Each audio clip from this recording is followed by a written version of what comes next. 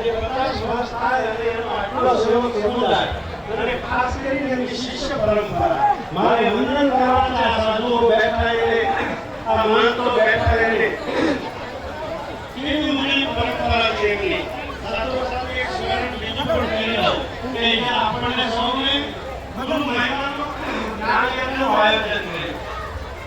આ પરંપરાની વિશેષતા એ છે કે આમાં ગુરુનું વિશેષ સ્થાન હોય છે મહિમા હોય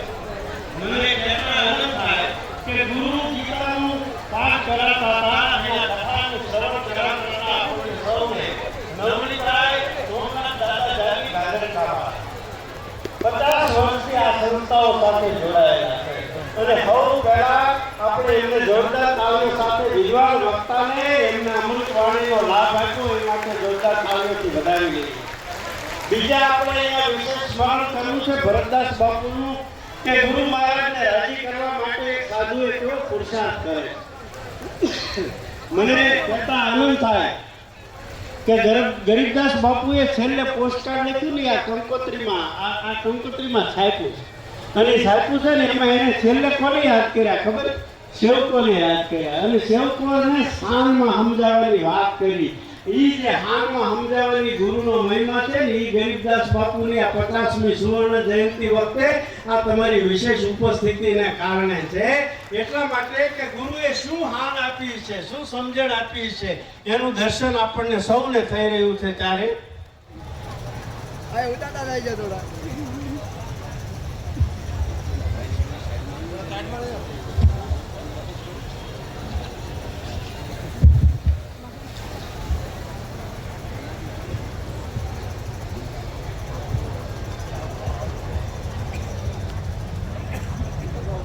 આ તો આપણો ઘરનો સૌનો પ્રસંગ છે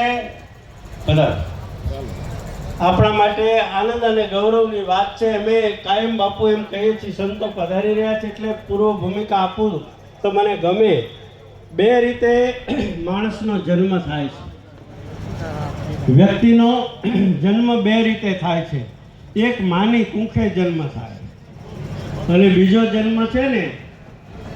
એ ગુરુની હૂંફે જન્મ થાય માની કુખે જે જન્મ થાય એ બાળકનો જન્મ થાય ને ત્યારે બાળક રોતું હોય બાળક રડે માની કુખે જન્મ થયેલા બાળક રડે પણ ગુરુની હૂંફે જેનો જન્મ થયો એની રટવા માંડે રામ રામ સીતારામ રાધે કૃષ્ણ જેને માનતા હોય પરંપરાને એ રટવા માંડે ગુરુની કુખે જન્મ થયેલો હોય રટે અને માની કુખે જન્મ થયેલો રડે પણ માની કુખે જેનો જન્મ થયો છે ને એ ગમે એવું જીવન જીવે પણ માતંગે બગીયું અને મોટરું કરોડું હોય કેકાળ પણ છેવટના પરિયાણ છે પગપાળા શંકરા બધાએ સ્મશાનમાં જ જવાનું હોય માની કુખે જન્મે આ દેશનો ઋષિ કહે છે કે જાતસ્ય હિ ધ્રુવો મૃત્યુ જન્મે એનું મરણ થાય પણ એ સ્મશાનમાં જાય પણ ગુરુની હૂંફે જેનો જન્મ થયો હોય ને એને સ્મશાને નહીં પણ આત્મા છે ને પરમાત્મા સુધીની યાત્રા કરે એ ફરક છે ગુરુ અને મામા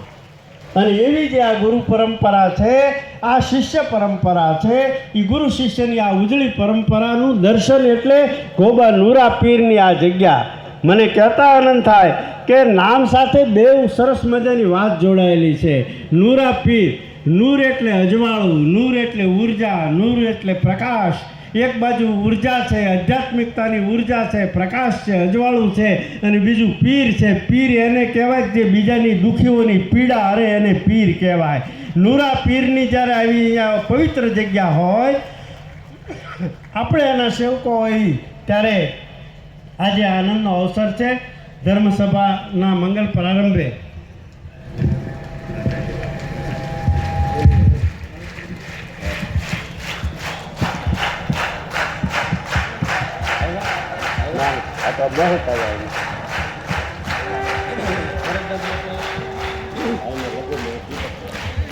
આજે તિલક વિધિનો પણ પ્રસંગ છે અને દીપક મહારાજ પધારી રહ્યા છે આજે દીપક મહારાજ છે એ કાલે ગુરુ સ્થાને લઘુ મહંત તરીકે સ્થાન લેવાના છે ગુરુની આજ્ઞાએ જીવન જીવવાના સંકલ્પો લેવાના હા જોરદાર તાળી પડે તો આપણને એમ થાય કે વાહ ગુરુ ભક્તિ વાહ પૂજ્ય દીપક મહારાજ પણ સ્થાન